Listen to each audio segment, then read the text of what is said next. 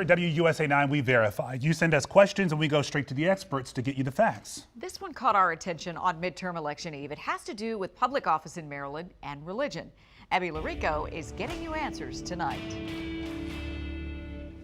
A job in public office can require a variety of things: organizing, handshaking, a belief in God. We got a question asking if Maryland and a handful of other states really require those in public office to declare they believe in God. Let's verify. First, to the Maryland State Constitution, where right here in the Declaration of Rights, you'll find it. Article 37 asserts no religious test ought ever to be required as a qualification for any office of profit or trust in this state, other than a declaration in the existence of God. That was a job requirement Mr. Roy Tarcazo said he could not fulfill when the Marylander wanted to take a job as a notary public in the 1960s. So he went to the U.S. Supreme Court.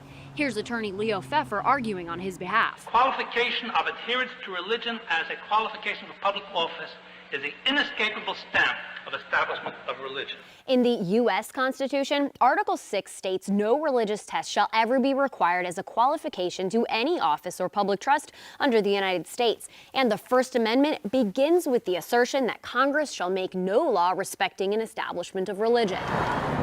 The court unanimously agreed with Tarcazo. So that 1961 case held that a state cannot require somebody as a precondition to holding public office to espouse a religion, a specific religion, or more generally, to state a belief in God. So we asked an expert. I'm Professor Maxwell Stearns. I teach constitutional law at the University of Maryland Francis King Carey School of Law. Why the law is still in the Maryland books. At the time of this case, there were 8 states that still had requirements of some sort of religious belief. They're just not enforceable as a consequence of the Supreme Court having declared them unconstitutional. Professor Stearns elaborates. The Supreme Court striking down a law doesn't actually repeal the law. When we amend the Constitution, the earlier provisions are still there. So in 2022, the ACLU of Maryland says they consider the whole thing a settled issue and a religious test for office would not be allowed. But theoretically, the Supreme Court could change its mind on the constitutionality of that Maryland law,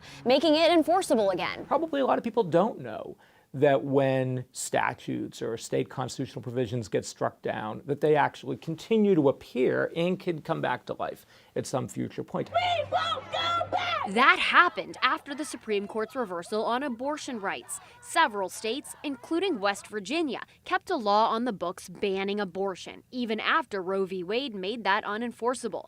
Now, after the Dobbs v. Jackson women's health decision allowing states to outlaw abortion, that old law is back in effect. So we can verify no, Maryland nor any other state can require public officials to believe in God. As for other laws impacted by Supreme Court decisions, can you rely upon what appears in a statute book or in the Constitution and know that that's the state of the law? The answer is not always.